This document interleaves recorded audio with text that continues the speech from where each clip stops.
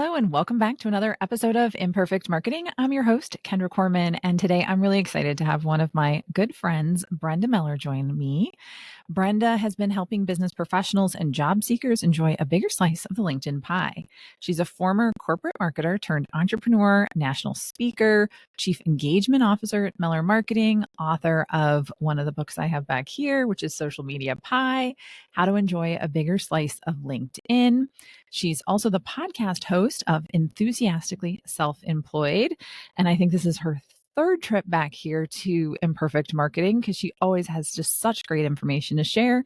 So tune in and take notes. All right. Welcome, Brenda. Thanks so much for coming. I'm excited to be back here again, Kendra. I was looking at my podcast this morning as well, and I think you've been on a few times as well. So it's really nice to exchange the guest seat with each other. It is. It is. And I love all of the great information and perspective that you're able to give. Just for all of you listening and watching, I am actually a client of Brenda's. I actually hire her regularly to take a look at my LinkedIn page, that of my clients. So often we're just too close to our own stuff to really make a difference. And so hiring an expert is very important. But let's go ahead and jump into our topic today, which is going to be marketing tips for non-marketers. A lot of entrepreneurs, we hate the word selling. Not everybody's been trained in marketing and has a ton of experience in it like you and I do. So, what are some marketing tips that you're giving to non-marketers? Yeah, and it's interesting the topic here, marketing tips for non-marketers. We're really talking to people who are looking to shore up their marketing efforts for their business. Maybe they are self-employed and they've just never put a lot of time and thought and effort into, and they have some elements of marketing as a part of their business, but other areas that there are gaps. And others might be a small business owner, and maybe you haven't grown to the size that you can afford hiring somebody to do marketing full time for you, but maybe you've hired a consultant here and there to help you out with some different projects. And, if we think about marketing as a big picture, sometimes it gets a little confusing. Like, what is marketing? Is it public relations? Is it social media? Is it just my website, my logo? But marketing is really the way that we connect with our ideal target audience.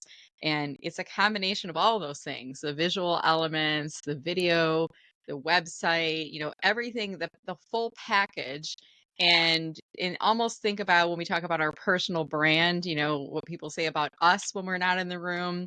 Marketing is really what people say about your business when you're not there to explain it. Like, what do they know about your offerings, your services, the benefits, and all of those things working with you? And I think this is going to be a really fun chat, Kendra, because you and I both speak the same language and we both have a passion for marketing. So I think it's going to be a lot of fun to get through the discussion here today. Yeah, I'm really excited. I'm definitely excited. One of the things that I love that you do is you're consistent. And I think that's one of the things that also plays into your marketing is more than just the visuals and the content, but the consistency in that content, right? I mean, every Sunday you post your events coming up, right? Hmm. So Yeah. that consistency shows trustworthiness and builds that know, like, and trust factor because you're seeing the same things on a regular basis. Yeah, and I think getting some type of a consistency, some type of plan in place, and and having that plan roll out throughout the year, it is really one of the keys to marketing. And sometimes people they're dabbling in marketing. They're like, okay, I'm gonna have in the beginning, I'll have this logo and I'll have a website, and they kind of like put something together and we'll come back and finish it off later. And then they realize 3 or 4 years later that later never came, right? So finish off their website, or they start to do some social media postings on one network, well, we'll say LinkedIn, and then this thing called TikTok sprouts up and they kind of start to dabble over in TikTok and they neglect their LinkedIn for a while. Whereas really what we should be doing is taking a step back and thinking about where is our ideal target audience, where can they be found, and then putting together all of our marketing efforts on, and it might just be a single platform. It might not be spreading ourselves too thin. So what you're referring to, Kendra, is my weekly event post. I do this every Sunday on LinkedIn. And I'm going to pull back the curtain a little bit. Part of the reason I do this is for me, because I need to kind of look at what's coming up with my week, with my month. What are the list of events that will be coming up that I need to plan ahead for? And then I put it on LinkedIn to publicize those events for my audience. And it really is to try to get people to attend the event. And every week when I do that event post, I put some marketing in it, and I explain, I pull back the curtain on the post itself. Why am I doing this every week? Because we as consumers, we need reminders. And if you know that every Sunday, Brenda Miller does a weekly event post. Even if you haven't read my post in a while, you might be thinking, what are her upcoming events? And you go to my timeline, you go to my activity feed, you find those events. So it's almost like a wayfinding tool, similar to a website. And I know you use some similar strategies with your post too, right? Yes. So, I definitely do very consistent posting, especially when it comes to the podcast episodes, right? So that's definitely key. My consistency and where I do most of my focused effort is email. Mhm. So, and I know you do that too. But that's definitely where I focus on my consistency. Every Thursday, you're going to get an email from me if you're on my list. So, which is very important because when you're showing up regularly, Mhm. people again know that they can trust you, and that's part of your branding. Yeah, So, absolutely. And it all comes back to, you're talking about marketing tips for non-marketers. If you need to be marketing yourself, this is some, it's kind of like it's built into the term. If you want to be marketing, you need to be marketing. You need to have a plan for it. You need to have a strategy for it. And when I think about email marketing, I think about you automatically. You go top of mind for me. And why? Because you are consistent with mentioning your email tips, with sprinkling out the different resources and events that are related to email marketing, with posting and sharing about email marketing tips from time to time. And when there's new laws in place, these new rules that came out with Google and whatnot earlier this year about email, I'm like, you're the first person I went to. I said, Kendra, what do we need to know about this? So you might think that your audience is well aware of the products and services and benefits of working with you, but they don't. It's your responsibility to remind them. And there's so many messages we're encountering every single day. The thing that people fail to realize with email marketing is that if people have opted into your list, they've raised their hand. Yes, I want to learn more about you. So let's not neglect those hand raisers. Let's get an email out to them, whether it's weekly or monthly or having some regular cadence. Sometimes I do twice a week. Sometimes when I'm in a program launch period, I do even more than that. But I give people an opt out from this topic. If you're no longer interested in hearing about the recipe, click here and it'll take you off this list, but you'll continue to receive my regular email communications. And I know that's something that you do as well with a weekly email. And I know that you have that unsubscribe process as well. Do you do the topic opt out as well, Kendra, or how do you handle that? yes, because especially when I'm going into launch mode, which I'm headed in there very shortly here, um, I I'm going to be sending emails almost daily. Not everybody wants to hear from me daily. I mean, you should want to hear from me daily, but if you don't, I get it. And if they don't want that topic, they can go ahead and just opt out of those emails, but still get the rest of the information. And I think people who are responsible in their email marketing, let Mhm. that happen. I used to have it at the bottom of the email. This year, I'm moving it to the top so that it's really easy to find and say, if you don't want any of this information, go ahead and hit this button and you'll still get my weekly email, but not the rest of this. So Yeah, it it should be makes it interesting easier. to see what happens. Yeah, it makes it easier. Absolutely easier for them. And I love how you're kind of shaking it up a little bit, moving from the bottom of the email to the top of the email. And I think that's another is a very solid marketing strategy. Look at what everyone else is doing and do something slightly different. Because I think that can help to really differentiate you within your marketing, within your messaging, within all the different platforms that you're using to get those messages out. When everyone's doing a certain thing, try to do something slightly different because it will make people go, "Oh, that's different. That's not something I've typically seen." And especially if it fits within the values that you have for yourself and for your business. And I always see you, Kendra, as a very helpful, kind of like an insider, and you're willing to share that information with me. So when we can create that personality for ourselves and for our business, sometimes doing the zag when everyone else is zigging, it doesn't seem so, it's not so off brand. It's like I would expect something like that from Kendra. Would you agree? Yes. Thank you very much for that too. Yes. And you are the same way. So I believe that you've got to give to get. That goes with a lot of social media things, and with email and information.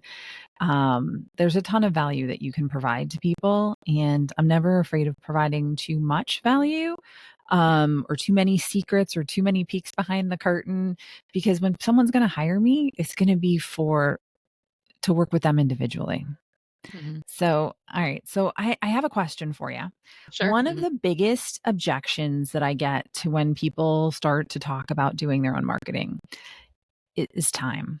Mhm. It's not that they don't want to do it. Sometimes it's not that they don't even know what to do. They just don't have enough time. Their chief cook and bottle washer and everything else in between for their business. What do you tell people, those non-marketers who are looking to do more marketing, uh, about the time? Yeah, and we all have 24 hours in a day. I wish I had 48. Sometimes it might look like I have 48 because I'm really productive, but it's the same 24 we all have. You have 24, I have 24. It's just how we choose to spend that time. And when you think about you can use that time, almost think about it like in a billable hour perspective. So I can use that time to go and find more clients and generate more revenue for my business, or I can use that time doing marketing activities that maybe I don't enjoy doing, but I know that they're necessary. Building an email, relaunching my website, redesigning my logo, all these other things that we can be doing. I don't enjoy doing them. And it's costing you whatever your hourly rate is to do them yourself. And then it's also an energy drain on you. So think about all the marketing activities that are really required as a part of what you're doing for your business or necessary as a part of what you're doing for your business. And you could even list them out and say, what do I enjoy doing and what do I want to keep doing on my own? And what would I prefer not to do myself, but maybe I can outsource? And there might even be some items on your list that you could say, don't enjoy, don't really need to do them. Let's cross them off entirely. Let's stop posting on TikTok because it's not generating any new leads in business for us, right? So I think give yourself some permission to take those things off. And then that second category of outsourcing, if you don't know where to go, start asking around. One thing I like to do, Kendra, for my clients is when they reach out to me and they say, I need somebody to help me with this. I say there's two ways you can do it. You can go and do a LinkedIn post and say, I need help with email marketing. Who would you recommend? You can do a post like that. You'll get people swarming you. And maybe that's okay because then you'll get a lot of ideas. Or I'll say, I'll do it for you and I'll do it on my company page on LinkedIn. And then I'll send the post to a few people I know, like Kendra Corman, who work in email marketing, and I'll ask her to comment. And then you can see who these people are. And sometimes those people will come to me directly. They'll come in my inbox, my DMs, and they'll say, hey, I see you're looking for somebody for email marketing. And I'll say, no, it's actually my client. Could you reply to the post? Because I'm directing them there and they can look it up. But I think we can leverage the power of our online networks to find those resources, because a lot of times, I'll be honest, Kendrick, people will come to me and they'll say, I need help with this, SEO, for example. And I'll say, well, I don't do that, but I know a few people who do. Let me reach out to my network and see if they're interested or if there are other people that have suggestions. So it's kind of that crowdsourcing effect, right? I like that because I think if I had $1 for every person that had been, I'm going to say a bad word, but I don't know how else to say it right now, screwed over by a marketing consultant or a marketing agency that Yeah. promised them, the moon for, usually a significant investment, and they don't deliver. Yeah. They overpromise and underdeliver, and it's frustrating. Which is why I like that suggestion a lot from you, is that if you're looking to outsource, find people that are recommended by others. Do the crowdsourcing. Um, I think we were both in a Facebook group not too long ago and someone was looking for a VA. We Yeah. both commented and backed up our stuff. And, so there were multiple people saying the same person. That always helps too, especially when they have experience with it. So Mhm. I think crowdsourcing is a great way to find reliable talent, and people that aren't going to screw you over. Because And I, I I think the find a lot of referral people do. Yeah, the referral is really key there. And what's interesting is you and I didn't say, "Hey, let's both tag in Carol Dorsey." She's the VA that we were talking about. Let's both tag in Carol Dorsey on the post. We didn't talk about that, but we have both worked with Carol, and we know that Carol has some capacity for her business to take on new clients. So we both put her name in. And I think what's interesting is, human beings, we're not really that different than anyone. We look at social proof. What are other people saying about this person, or who are the names and the companies that are coming up most often? And Another big category of social proof is online reviews, and that should be a part of your marketing effort. If you're not a marketer, this should be a part of your marketing effort. You should be consciously reaching out and asking for LinkedIn recommendations, or asking for people to go on and give you a Google review, Google My Business, or if you're a location-based service provider, a Yelp review. And there's even video reviews and testimonials and things like that as well. But people will do searches for your business, Meller marketing reviews, and they'll look and see what are other people saying about you. And I don't know about you, Kendra, but when I visit a website, if I'm thinking about doing business with a person, I visit their website and I see a bunch of testimonials and it says Fred from Omaha and Mavita from Detroit. And I'm like, are these real people? Because it doesn't say their business, it doesn't have their photo. These could be made up. But when I see Fred from Topeka and it has a link to his LinkedIn profile and I can see he's given a recommendation and it's public, it gives me that warm feeling like, yep, this is legitimate. And Fred's a real person, so that social proof feels more legitimate. Is that the case for you as well? It is. It is. It was funny. I was actually just emailing back and forth with a client today, and she was like, "Okay, I should just save the ones where I'm allowed to say I'm allowed to have their photo and their full name and title in the review for the homepage." And I said, "Yes." I said, "If you've got something that's really powerful, you can say like why you had to hold it back or something along those lines, because she's working with a lot of people in automotive, and well, Ford, Chrysler, GM sometimes don't necessarily let you use their name when you're Mm. working with one of their employees. And so it makes it a little sticky. But I'm like, yeah, if you have the photo, the full name, it gives a little bit more street cred and feels a little bit more true, I guess, for lack of a better term, for More people. believable. I Yeah. think we're more suspect of different things that are out there because there's AI generated photos now, even nowadays, not even just text anymore, but AI generated photos. Like, and you look at a photo and you're like, something feels a bit off about this. And the same thing I think applies when we look at online reviews and testimonials. Is this real? Like, we're looking at it from a skeptical point of view until we can find that linkage. And sometimes I will do the thing, like if it's not linked to their profile, I'll do a Google search for Fred from Topeka, and typing in his first and last name and business name, and I'll see, is it a legitimate business? And, sometimes I'll even reach out to them and I'll say, if it's someone I know, Kendra, I know you've worked with XYZ company. I saw that you were on their reviews of their website. I'm just really curious, what did you think of them? Is that really factually true? Would you recommend them? And, you having given them a testimonial will probably say, absolutely, but I want to hear it from you. I want to make sure that that was a legitimate review that comes across, because I think consumers, we can be very skeptical about things. And we're in a day and age of information overload, and now these AI generated things that are out there. So we want to believe, but we want to make sure that it's truth, right? Yep. And I think that that's important. I don't think enough people do that research. They want to do that research, but I don't think enough people do it. I think in part because they don't believe some of the stuff is true, which is something to keep in mind. Now, Mhm. one of the things again that goes back to consistency that I love that you do is you've got a lot of processes for things, and you're Yeah. routinely asking for these things. So if Mhm. someone's looking to save time, creating a process around it might be something that they can do. So, how often should people be asking others for reviews? How easy should they make it for them? Because you don't ever want everyone to say, "Hey, I love working with Brenda. She's really good at LinkedIn." And it's like, okay. You sort of want to highlight the different aspects of what you can do, and the difference that you made for them. So how do you go Yeah. about doing that, and how often? Yeah, so I'm going to go back to one of my earlier careers. I worked for a contact center CRM, provider, and I was in the marketing department there. And as part of my job, I had to sit next to the call center agents and listen to their scripts. And I realized that at the end of every phone call, when you called into the customer service, at the end of every phone call, they had this segment, and they called it the bridge to the future. And I'm like, "What is that?" And they said, "Well, every call we wanna make sure that there's some, like, what's the next step? If the customer has any other questions, where do they go next?" So I wanna encourage everyone, when you ask me the question, like, how often should you be asking for a testimonial or review?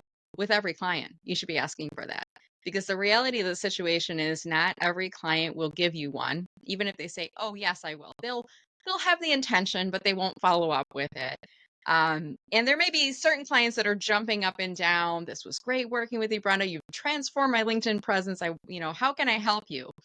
Strike while the iron's hot. I mean, those are the people you definitely want to request them from. But in a subtle way, you can do this with every client afterwards by creating that bridge to the future as it relates to your reviews process. What I do, Kendra, is at the end of every coaching call, I send a post follow up email. A lot of times we're doing these virtual. So here's the recording, here's the transcript, here's a few resources we discussed. Let me know if you have any questions. And then it's the PS. PS, if you enjoyed working with me, I'd love it if you could share your testimonial publicly. Here are a few ways how. And then I give them choices. You can go on LinkedIn, and here's the link to do so. You can go on Trustpilot. Here's the link to do so. You can go on Google reviews, whatever. And what I find is that some people are more comfortable going on Google than they are on LinkedIn because they're not on LinkedIn all the time, or maybe they don't want it tied to their LinkedIn profile just yet because they're a job seeker and they're working while looking. So there might be something at play there.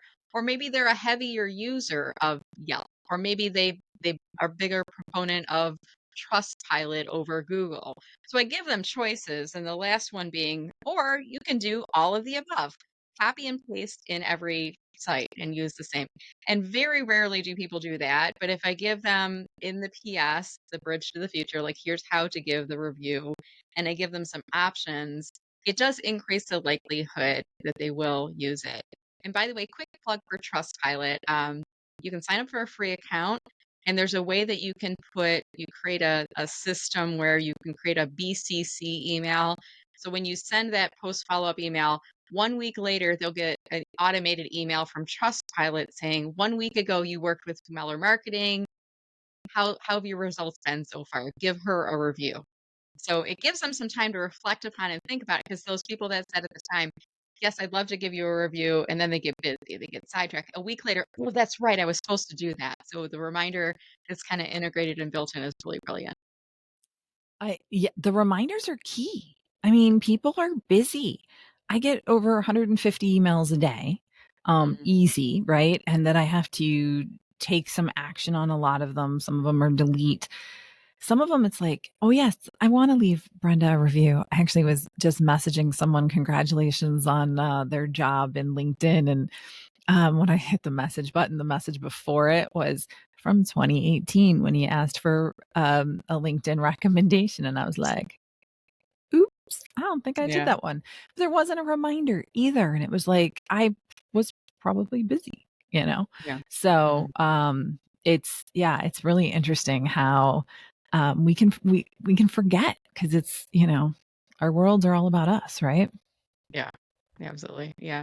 And we're talking today about marketing tips for non-marketers, and I'm going to start the if you haven't ever done this before, do like a marketing audit. Like just do a scan of everything that you have and think about, where does your logo and business name appear? Where are all the places that people can find you?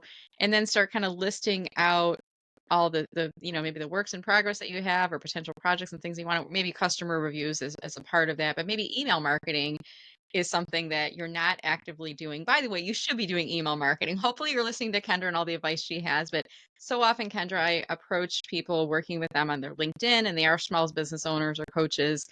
And we talk about, some of the challenges they're having with getting new clients. And we're getting into, discussions about their marketing. And I always ask the question, well, how big is your list right now? Your email list? Well, I have like 200.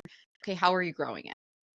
Well, people kind of stumble upon it, or they might um, sit click on my join my email list button. And I always say this, and you'll love this. I say, I'm going to be frank with you. Nobody wants to join your email list. Nobody wants to be on another email list, but they will want to subscribe to your VIP list to get LinkedIn tips from you.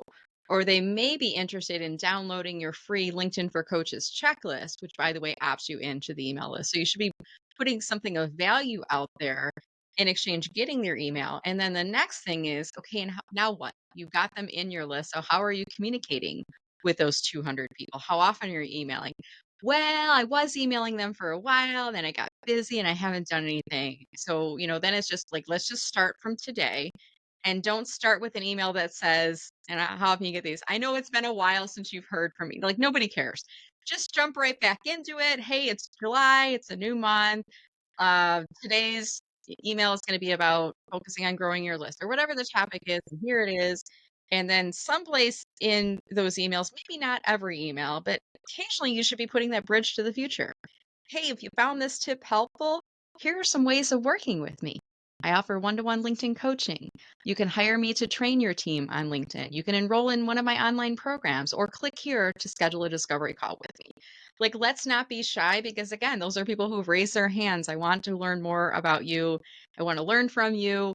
And they may potentially become clients for you. But a lot of us will neglect that. They feel guilty. Sales feels icky to them, but they've opted into your list. I mean, they're essentially at your door, knocking on your door. Let's invite them in, right? My email list combined with my podcast is my number one source of business. Mhm. So my podcast is my number one lead generator for my email list, because I'm always sharing valuable information and people want to hear about what's coming out next. And then my email list keeps me top of mind, whether they're on social media or whether they've been able to get to podcasts or not. And it makes a difference. Like, Mhm. people do, but I've gotten replies to emails that have nothing to do with the email saying, "Hey, Yeah. Kendra, I've been meaning to reach out to you Mhm. about this." It's got nothing to do with what I wrote about. I was just top of mind because I showed up in their inbox. And that's just so powerful. Mhm. Yeah, and not too long ago, I did an introductory email. I was inspired by another Brenda Cadman, who sends out emails regularly about Canva tips and resources, and highly recommend if you're not already following her, check her out, especially if you're a Canva user. But she did hey, I haven't done one of these in a while, so I want to tell you about me. And she talked about her background and her family and her dogs and some other things, her favorite TV shows, etc. And there was nothing salesy in the email at all. It was nothing really to do with Canva. It was just about her. And then she said, reply back and tell me something about you. And I said, this is brilliant. And I commented on something in hers that we had in common. And I added something in there as well. And I said, with your permission, I want to do this in my email. I've never done one of these before, like these personal.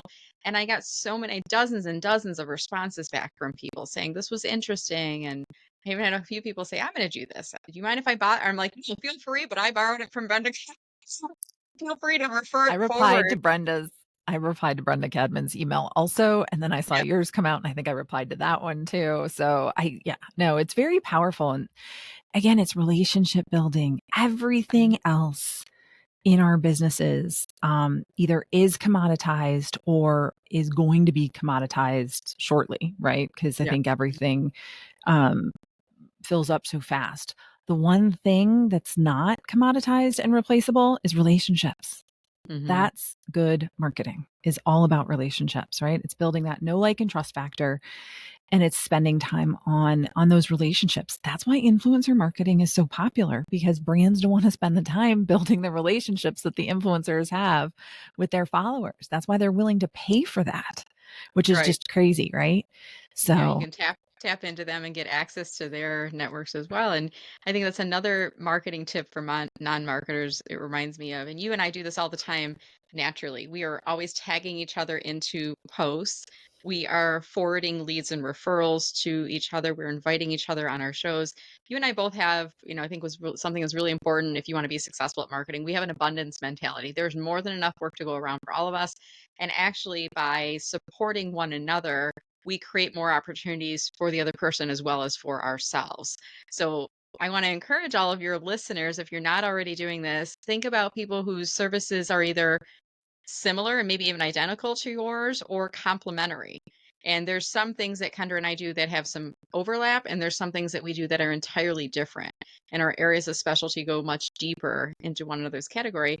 And even you can find people, like, I connect with LinkedIn coaches from all around the world. And there's no one else like me in Metro Detroit that's exactly doing what I do. There are some people that do LinkedIn plus resume, or they do some LinkedIn, but it's part of personal branding.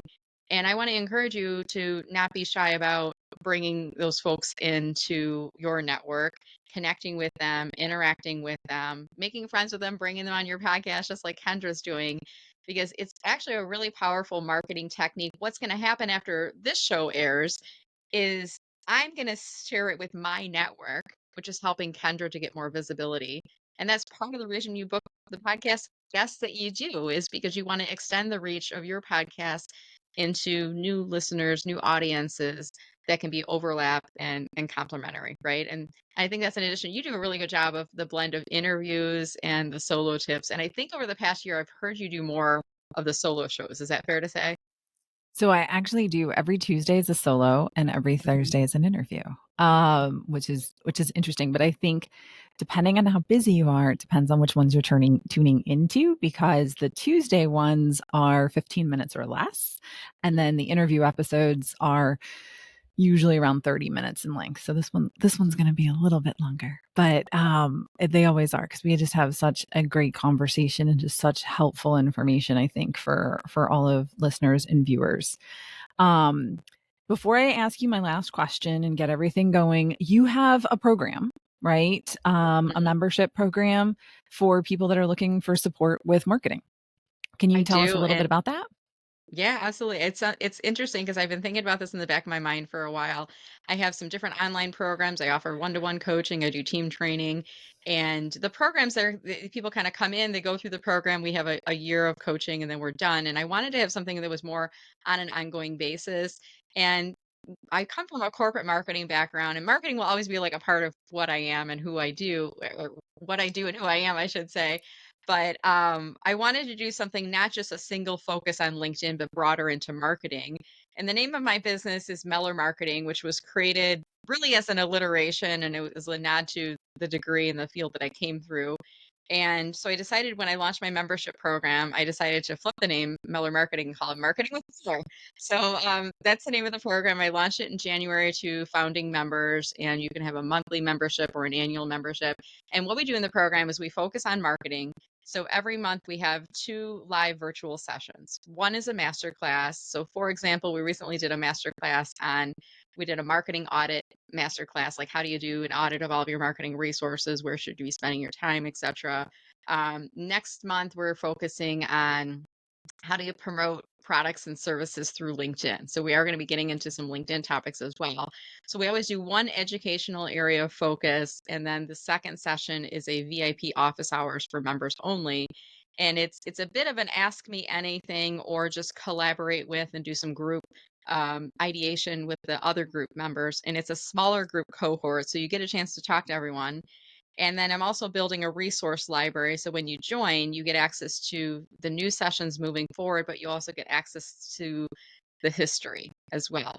And I've broken it into four categories. I should know these off the top of my head. I'll send them to you afterwards, but it's beginner, marketing strategy.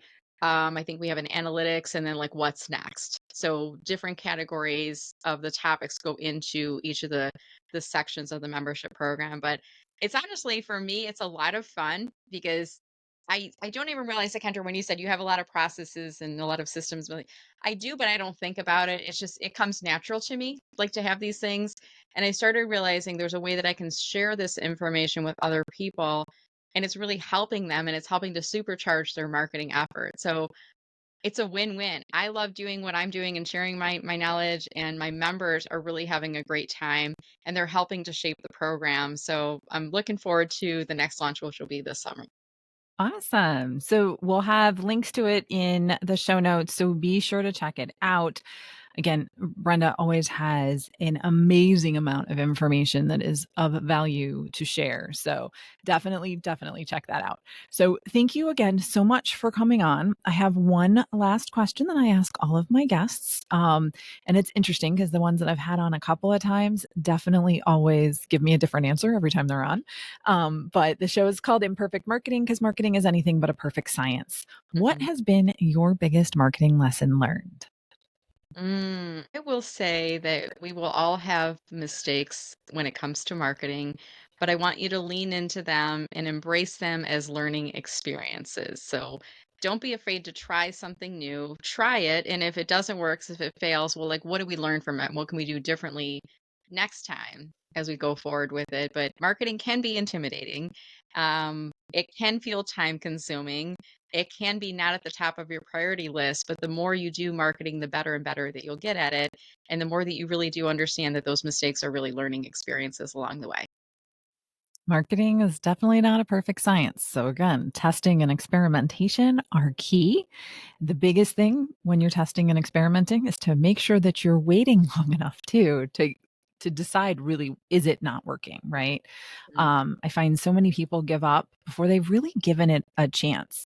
How long do you recommend people give take a chance on it You on know, something that they're I playing think it with? depends on the type of initiative and thing that you're doing. So when we think about what is our purchase cycle, I think that's something you want to keep in mind. Like, how long would it take someone from first hearing about you to typically converting to become a customer? Is that a week? Is it a month? Is it 3 months? It might be a longer sales cycle that you go through in that. So I think sometimes when we try different marketing initiatives, we're like, well, I posted on LinkedIn for a week and I got nothing out of it. That doesn't even match up with your purchase cycle. Like, give at least the same time frame as you would a purchase cycle, if not a portion of that time. Like, give it some longer time to figure out if things work. And also, I'm going to go back to ask an expert. If you're going onto a new platform or launching an email campaign and you're not sure, how long do I need to try this before I start seeing some some prospects converting to leads, converting to client? Reach out to someone like Kendra and say, how long should it take from an email perspective? And sometimes it's not just the timing element, it's the content of the email itself. It's, what are you putting out there? The only sales messages? Were you delivering, and then you're getting a lot of opt-outs and unsubscribes, right? Or are you delivering value that's keeping them in, building trust for longer, that's converting them to a client? So don't be afraid to reach out and ask an expert for help. But I think sometimes we need to give it longer time frame than we think we need. Yeah, definitely. Thank you guys so much for tuning in. Thank you, Brenda, for joining me again on Imperfect Marketing. If you learned anything today, which I am confident that everybody did, because we can all use these reminders, it would really help me out if you would rate and subscribe wherever you're listening or watching. And be sure to check the notes, connect with Brenda, take a look at Marketing with Meller and other ways that you can work with Brenda. She is a wealth of information for LinkedIn and beyond. Have a great rest of your day.